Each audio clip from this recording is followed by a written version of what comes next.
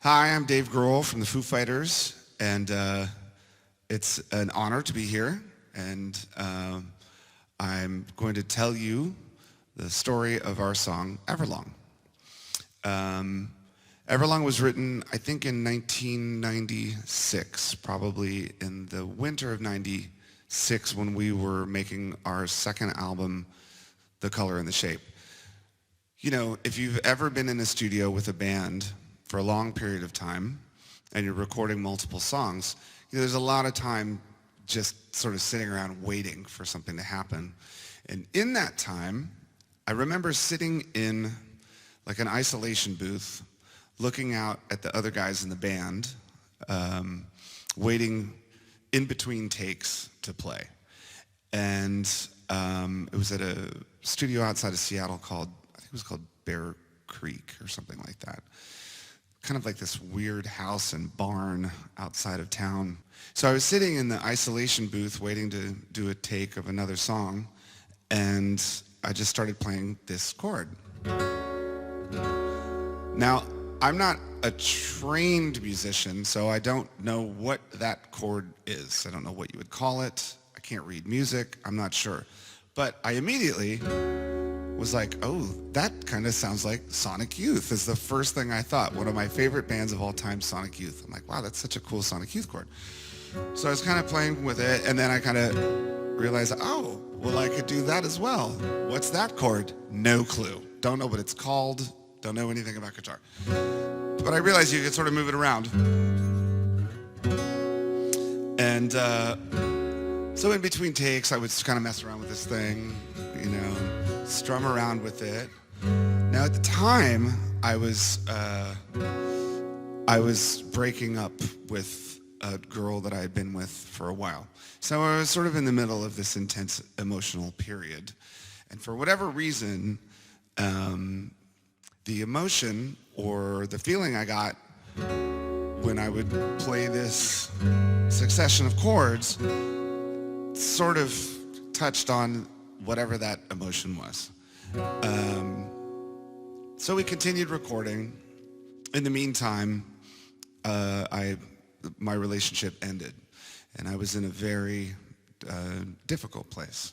I remember it was right around Christmas. I went back to Virginia, where I grew up, and at this point, the song had sort of evolved into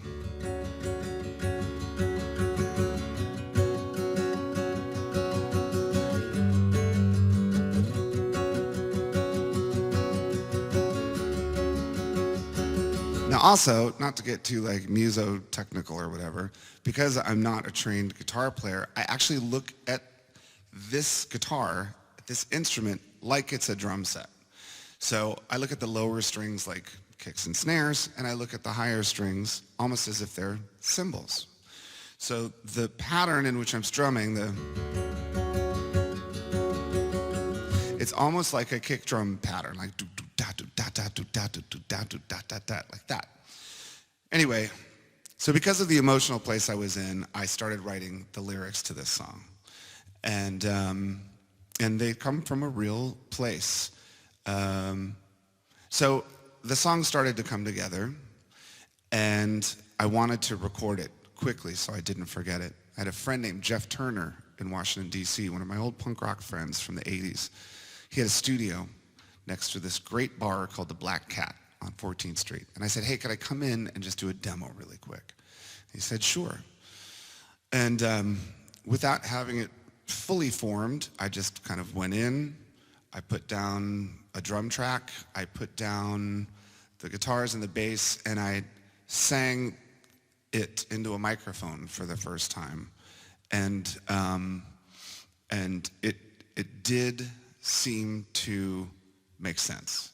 The lyric and the melody at the time where I was emotionally, it all made sense. And I think that that's what songs should be. They should be something that not only the tone or the melody or dynamic of the instrumental, but also the lyric match in a way that it represents how you feel at that moment. I recorded the song and I brought it back to the guys. I remember actually I played it for Thurston and Kim from Sonic Youth because I was deathly afraid that I had just totally like ripped off the Sonic Youth song somehow. And I said, oh, listen to this thing I just recorded. And they listened. I said, listen to this demo that I did. And they said, why is that a demo? Why isn't that the album? And it just felt so off the cuff and unofficial. I considered it to be a demo. Well, we went in and we re-recorded it. And that's the song that you hear on the radio today. And, side note, I never considered doing it acoustically. I thought it was a rock song until I think it was the first time we did the Howard Stern show. Howard Stern loved the song. And when you do the Howard Stern show at 6 o'clock in the morning and you don't want to touch an instrument or just get close to a microphone, but he asked that I play it acoustically. And so I did.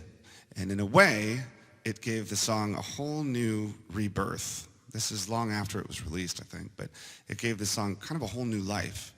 Because I think sometimes when I do it this way, it really does peel back a lot of the bells and whistles and the other noise when it's just the lyric and the guitar and my voice. I think it kind of makes the song feel the way I had always wished it felt. So I'll shut up now. This is a song called Everlong.